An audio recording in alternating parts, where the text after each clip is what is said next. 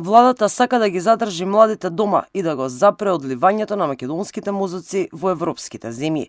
Еден од начините владата да се приближи кон оваа цел е носењето на новиот оперативен план за вработување, кој што на владина седница ќе биде усвоен овој месец.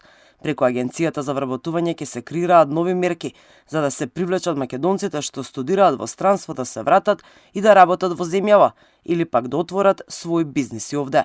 Како што информираше премиерот Христијан Мицкоски, одвоени се нешто помалку од 40 милиони евра.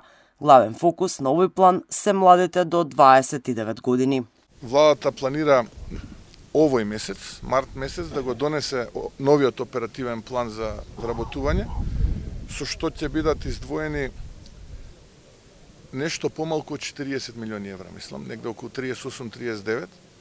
И веќе по неговото усвојување агенцијата ќе може да се тоа го имплементира и да ги поддржува овој тип на активности со посебен фокус на младите до 29 години. Затоа што иднината на Македонија се младите и ние мораме да се однесуваме да ги така и да ги задржиме младите тука, да не ни напуштаат државата. И токму таков ќе биде фокусот на овој нов оперативен план за вработување. Предходно, владата најави нови 70.000 работни места во наредните 4 години за млади луѓе, 500 за гарантирани работни места за најдобрите студенти од универзитетите во Македонија, како и нови даночни олеснувања на фирмите и компаниите во Македонија за вработување на млади.